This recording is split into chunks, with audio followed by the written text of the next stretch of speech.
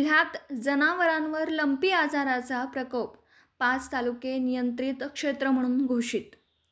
10 kilometre परिसर बाधित व निगराणी क्षेत्र, जिल्हाधिकाऱ्यांचा आदेश। बुलढाणा जिल्ह्यातील देऊळगाव राजा, मलकापूर, सिंदखेड राजा, खामगाव आणि चिखली या 5 तालुक्यातील गावांमध्ये जनावरांवर लंपी या त्वचा आजाराचा मोठा प्रादुर्भाव झाल्याचा पशुसंवर्धन रोग व अन्वेषणसह आयुक्त कार्यालयाच्या अहवालातून समोर आले।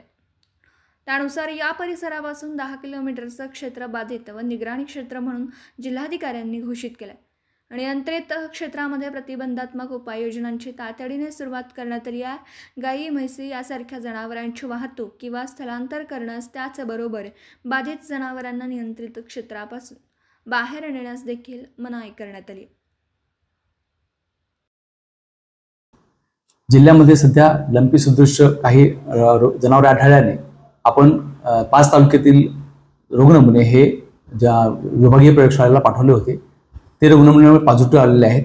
ते तालुके खालीलप्रमाणे आहेत: खामगाव, चिखली, देवगावच्या, सिंदखेडराजा आणि मलकापूर या 5 तालुक्यातील रुग्णनमुने पॉझिटिव्ह आल्याने माननीय जिल्हाधिकारी जे आपत्ती व्यवस्थापनाचे अध्यक्ष सुद्धा आहेत त्यांनी एक अधिसूचना जारी केलेली आहे या संदर्भात। आणि अधिसूचनेमध्ये या 5 तालुक्यातील सर्व जनावरांची वाहतूक जी आंतर तालुका असेल किंवा आंतर जिल्हा असेल किंवा इतर राज्यातून सर्व वाहतूक ही यावर बंदी आणलेली आहे। तसेच या 5 तालुक्यामध्ये जनावरांची जत्रा भरणे, जनावरांचे शर्यती आयोजित करणे, तसेच जनावरांचे सर्व बाजार यासाठी सुद्धा बंदी आहे।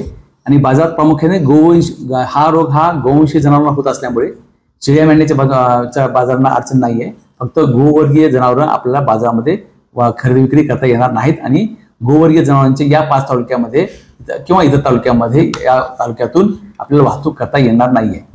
लंपी या रोगाविषयी मी सांगू इच्छितो, लंपी हा तसा अतिशय संसर्गजन्य रोग आहे, पण जर योग्य काळजी जर आपण वेळेवर घेतली तर निश्चितच हा रोग तात्काळ बरा होतो।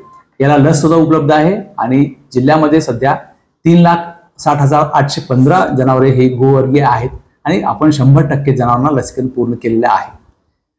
हा रोग प्रामुख्याने गोचिड, गोमाशा व डासांमुळे एकमेकात जनावरांमध्ये पसार होतो। त्यामुळं गोठ्याची स्वच्छता करणे